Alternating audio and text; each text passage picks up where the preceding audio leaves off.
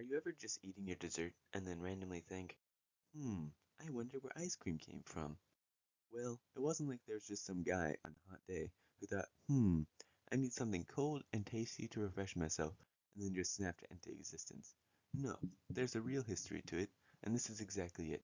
This is the history and evolution of ice cream as we know it. The very root origins of ice cream can be found in Asia. In 3000 BC, China and India had the idea to chill flavored buffalo milk and float frozen lakes to make a tasty treat that they could enjoy in the summer, if properly preserved. About 2500 years later, in 500 BC, the Persians would take snow from the mountains and pour fruit juices onto it as a sort of snow cone.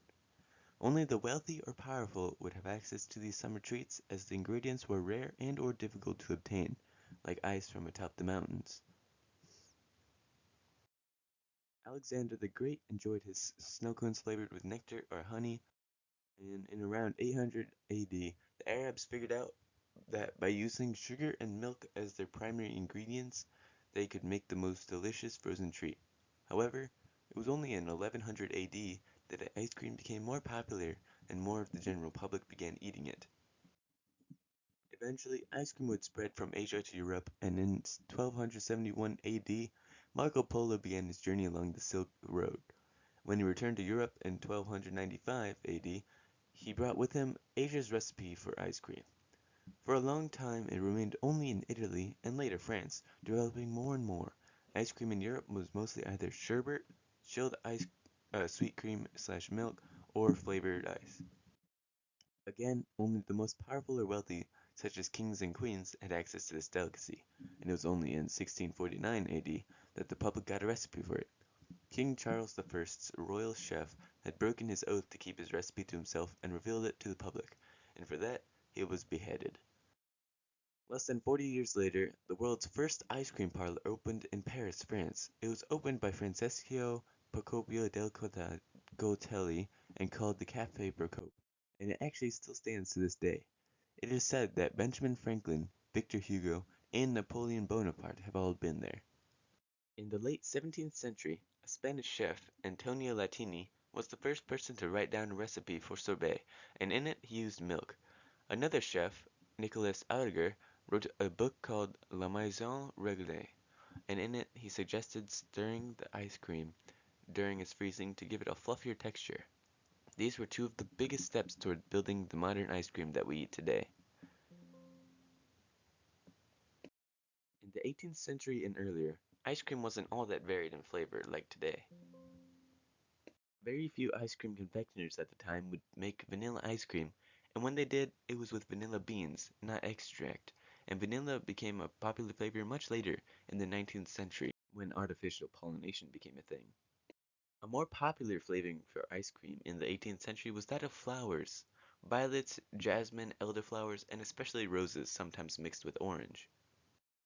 Thomas Jefferson made his own recipe during his time in France, about 1785 to 1789 AD. During this time, Europeans were colonizing America, and eventually the recipe for ice cream was brought there with them in approximately 1744 AD. Though there was not a lot of development in the United States before 1800, its popularity increased through certain happenings. According to some sources, in 1770 AD, a man named Giovanni Bosio opened an ice cream shop, though the man more often credited with opening the first ice cream shop in the US was Philip Lindsay in 1774. However, it is not known what these shops were named. The first ice cream advertisement was in the New York Gazette and Weekly Mercury on May 12, 1777.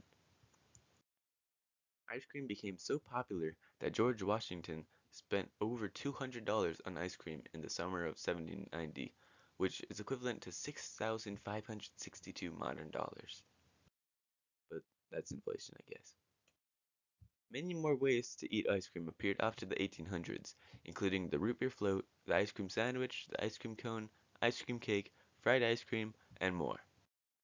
New flavors began to come out, and some of them are pretty wacky, like Ben and Jerry's toothpaste and orange juice flavor.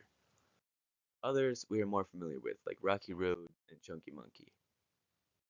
In 1984, President Ronald Reagan signed a proclamation, Proclamation 5219, that made every third Sunday of July National Ice Cream Day. This year, that is July 16th. Desserts have greatly evolved and changed over the course of thousands of years. They've impacted the way people eat and socialize. Ice cream has one of the most impactful and interesting culinary histories, and its journey throughout time is a story that all can share. Bye bye.